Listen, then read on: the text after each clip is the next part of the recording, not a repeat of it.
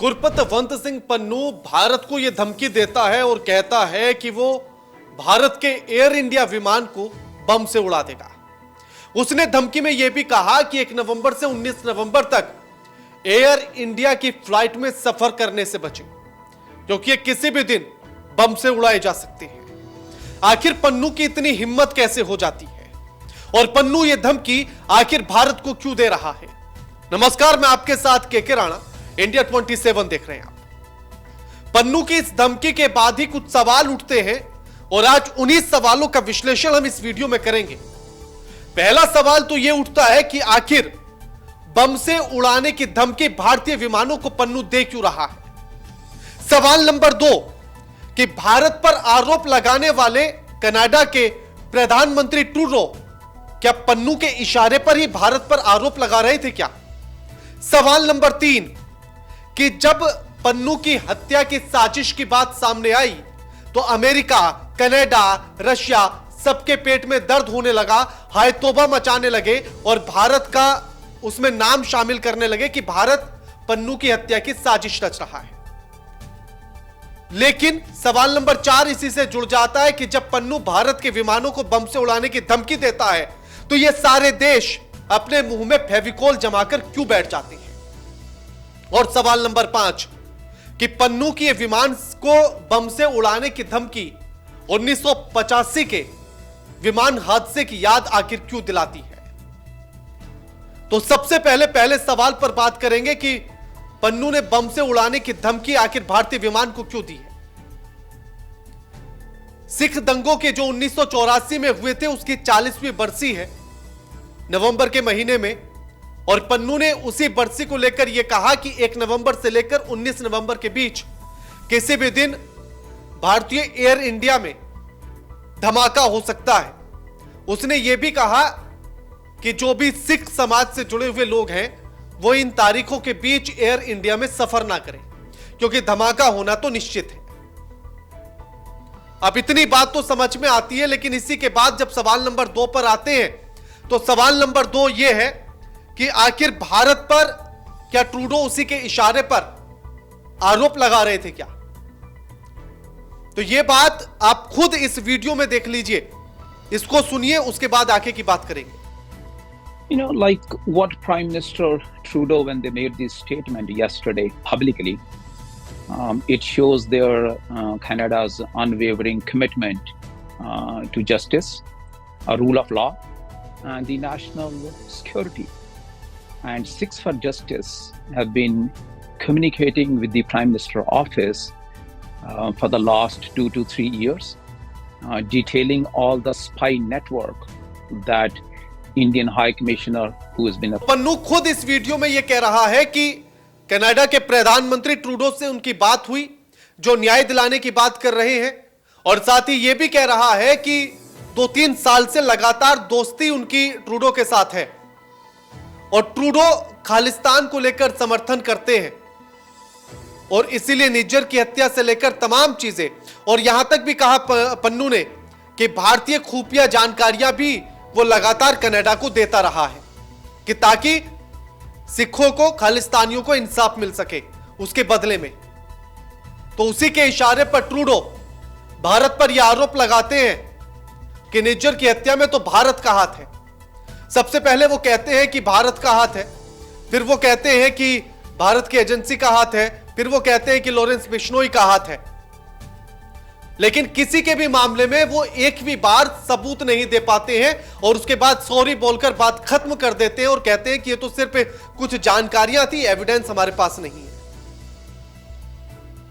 लेकिन अब सवाल नंबर 3 पर आते हैं। सवाल नंबर 3 कि जब इसी की हत्या यानी कि पन्नू की हत्या की साजिश रची जा रही थी और इसी के घर पर अमेरिका में जब हमला होता है तो अमेरिका भी यह कहता है कि इसमें भारत का हाथ है, और अमेरिका ने जो कहानी सुनाई थी उस कहानी को सुनने के बाद तो आप हंस पड़ेंगे।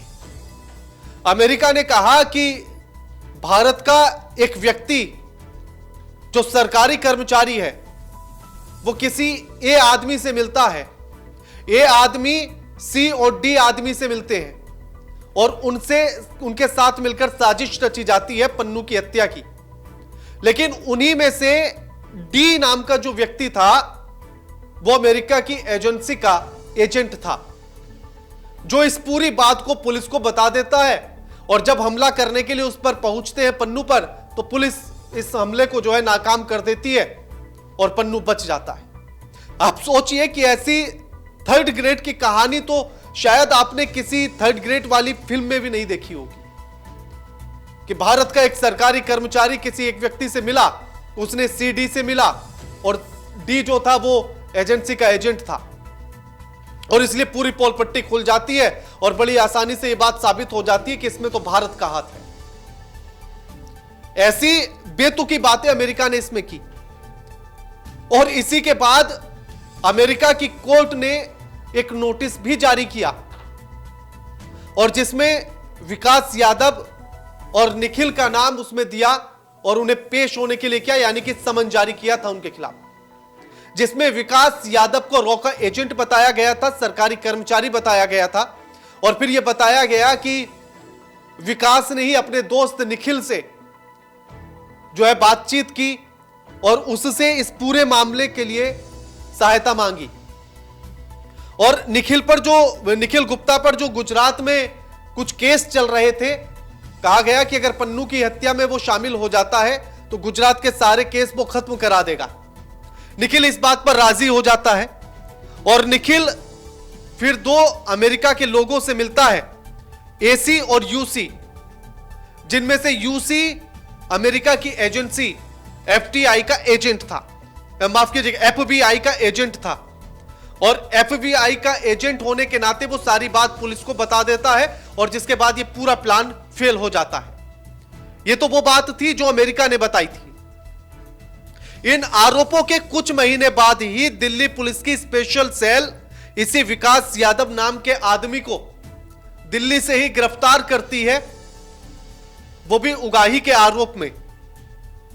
और आप सोचिएगा कि जब उसकी जांच पड़ताल की जाती है, ना तो वो कोई सरकारी कर्मचारी निकलता है और ना ही रॉ का एजेंट, लेकिन उसी को लेकर अमेरिका पूरी कहानी सुना रहा था।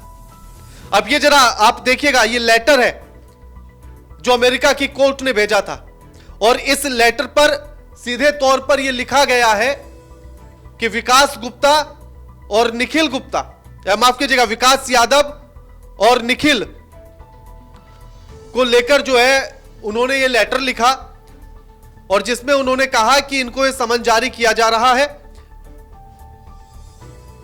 और विक्रम यादव और निखिल गुप्ता को, और उनको पेश होने के लिए कहा जा रहा है। और ये यूनाइटेड स्टेट डिस्ट्रिक्ट कोर्ट ने जो था ये लेटर जारी किया था, समन जारी किया था। अब सोचिए कि किस लेवल पर कार्रवाई की जा रही थी। सिर्फ कि पन्नू की हत्या की साजिश रची जा रही थी।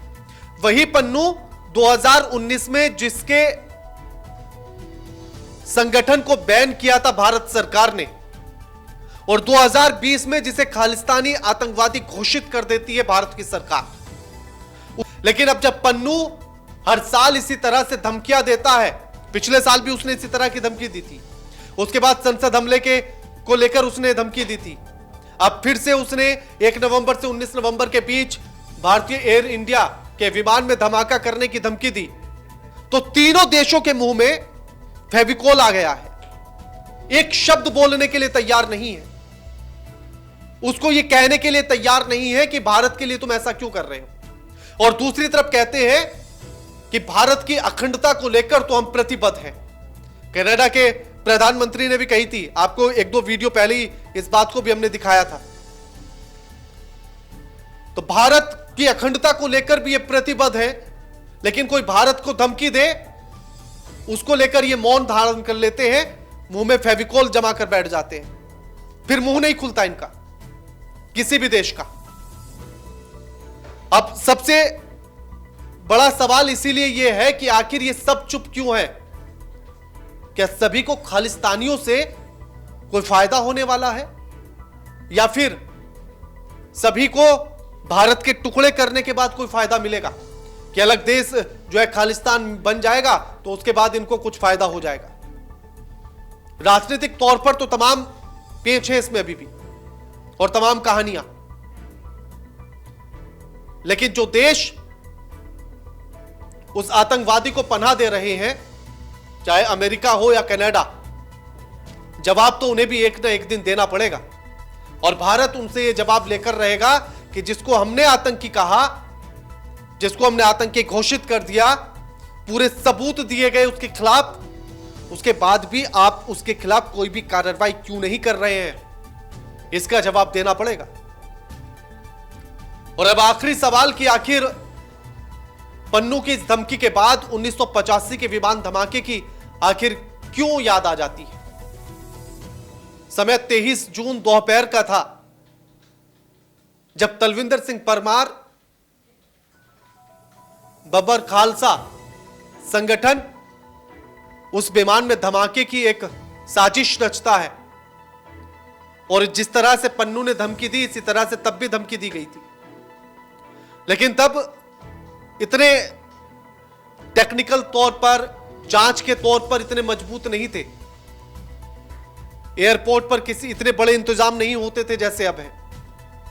तो इसलिए बड़ी आसानी के साथ जो है एक टाइम बम से भरा हुआ सूटकेस जो है विमान के भीतर तक पहुंच जाता है,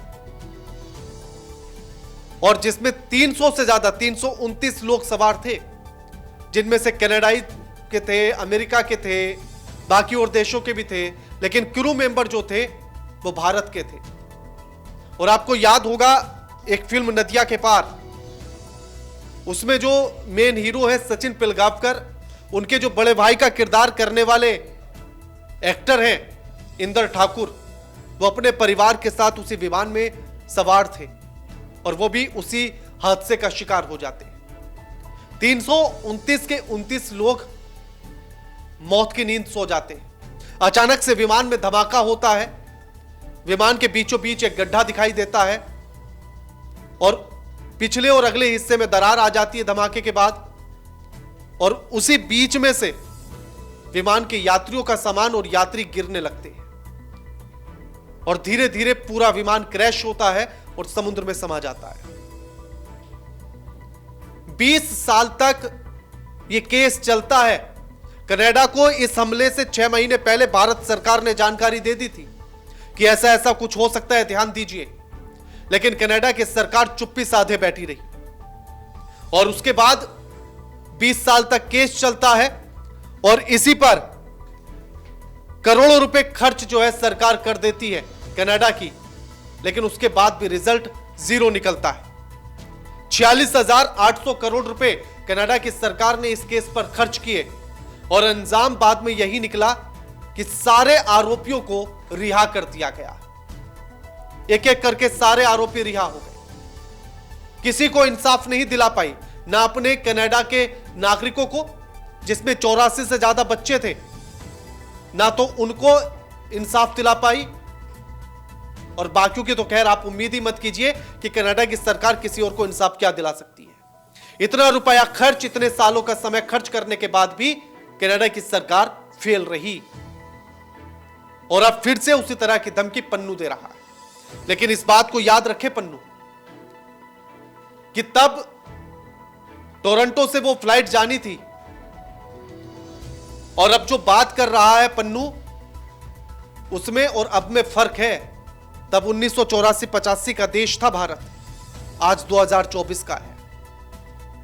हरकत करोगे तो अंजाम भुगतोगे। तो अब सिर्फ धमकी देना आसान है, लेकिन उसे अंजाम देना नहीं। यह वर्तमान के भारत से सीख ले और समझ ले। और इस धमकी को लेकर आप क्या समझते हैं? कनाडा के इस लापरवाह रवैये को लेकर आप क्या समझते हैं? हमें कमेंट बॉक्स में कमेंट करके जरूर बताइएगा। और अमेरिका, रसिया और कनाडा के पन्नू की धमकी के बाद भी चुप रहना, मुंह में फेविकोल जमाकर बैठ जाने के पीछे का कारण आप क्या समझते हैं? हमें कमेंट करके बताइएगा। वीडियो को शेयर कीजिएगा और चैनल को सब्सक्राइब करना मत भूलिएगा। नमस्कार।